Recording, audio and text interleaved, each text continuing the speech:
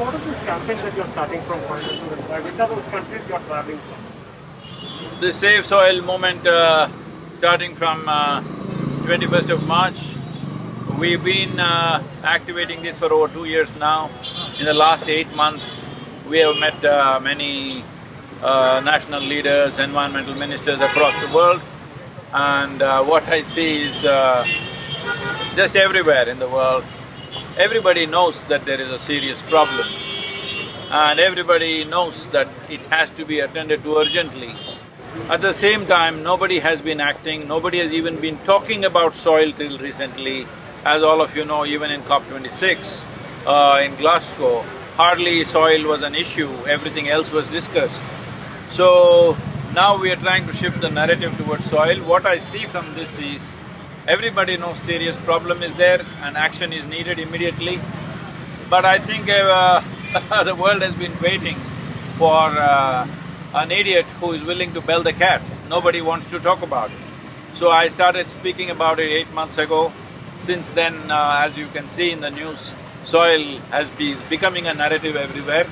We want to change the narrative that soil is an important part of climate change. Up to 40% of climate change could be happening simply because of open soils. Soils which are not protected with shade either by crop or grasslands or wetlands or trees or whatever. As all of you know, tree-based agriculture is something that we've promoted for over 24 years. Today we have hundreds of thousands of farmers working with us in the Kaveri basin. And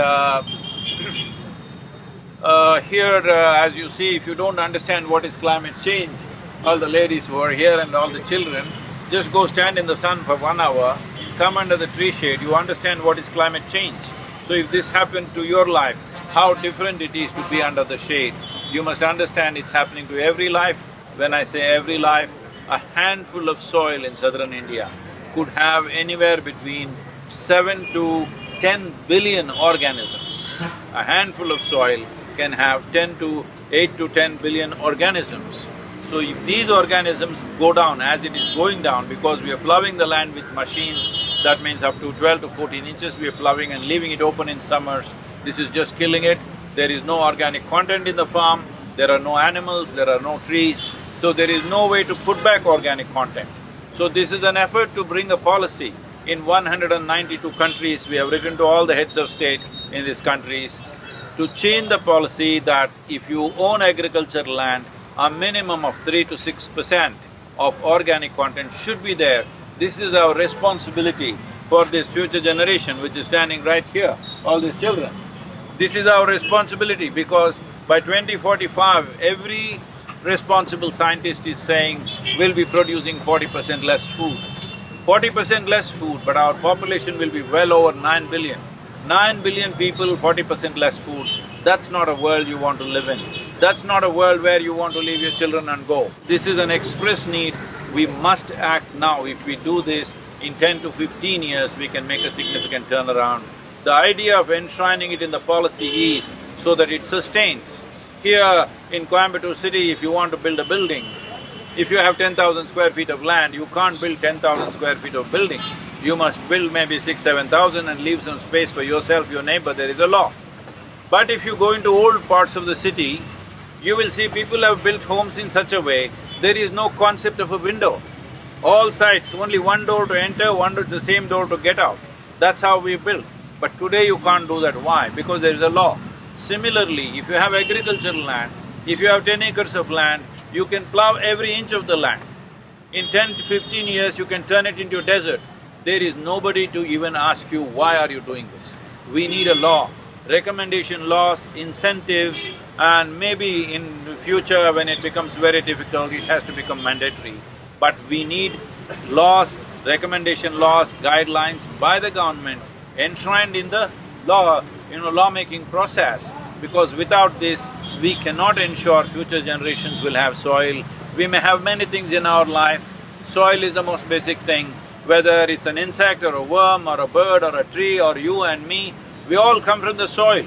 Every life that you see and everything that you see has come from soil. Soil is the only magical place where if you bury death, it will sprout life. But majority of the farmers are using chemical fertilizers to increase their production.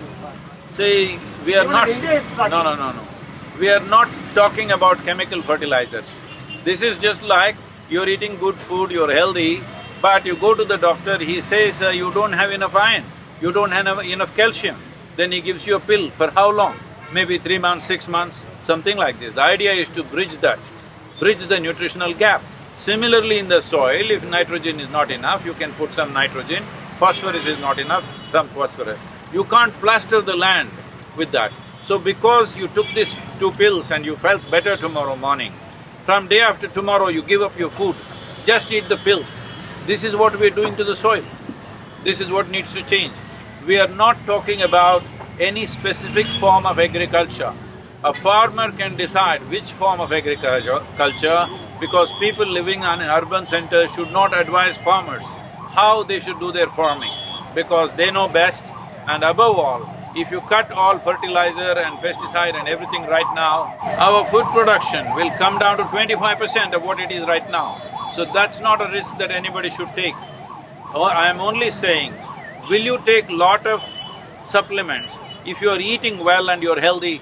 Similarly, if the organic content is good, then the usage of fertilizers will naturally come down. Right now, usage of fertilizers is reaching to a point, no matter what kind of crop you grow, the input cost is so high, there is no way a farmer can make money. This is not just in India, this is across the world. In India, of course, all of us know, over 300,000 farmers have committed suicide in the last 20 years. How many more should die, I'm asking? I'm asking you a simple question. Always it's explained of, oh, because he had a loan, he committed suicide, because this happened, he committed suicide. I'm asking all of you, if you were a farmer and your land is rich, you have a loan, you have 1,000 problems, it doesn't matter.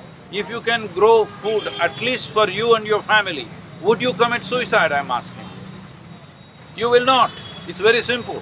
So the soil is so weak and farming is becoming heartbreaking. This is the main reason. I want to tell you this, in United States, in the last 12 years, 50% of the farmers have not made a single dollar. The highest suicide rate among all professions in United States is among the farming community. So this is not just in India, it's across the world.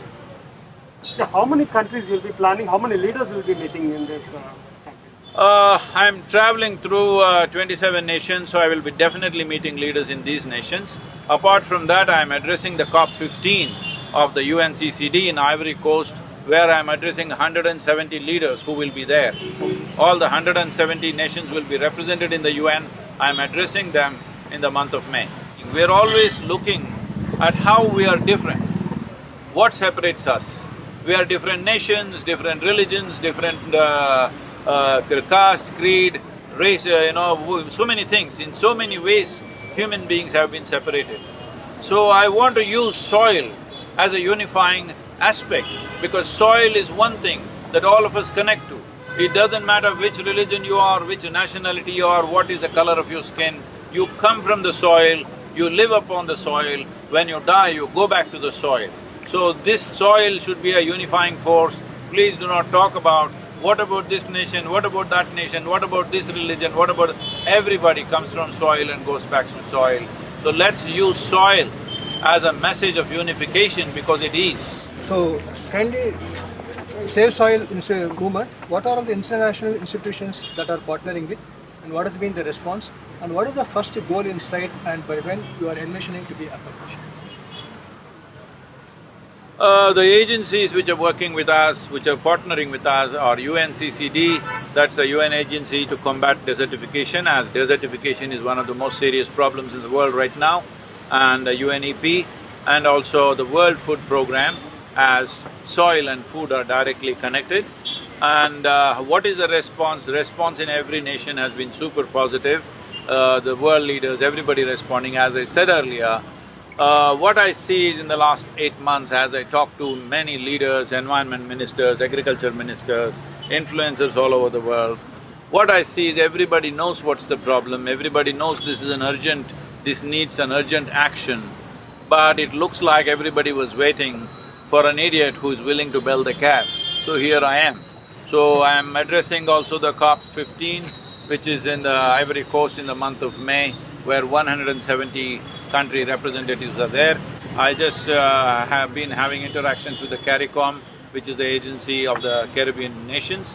Probably 9 to 11 nations are signing an MOU with us. We have written policy documents specific to each country, depending upon its soil type, its latitudinal position, the regions and agricultural traditions of that region. Accordingly, we have written separate policy documents for every nation.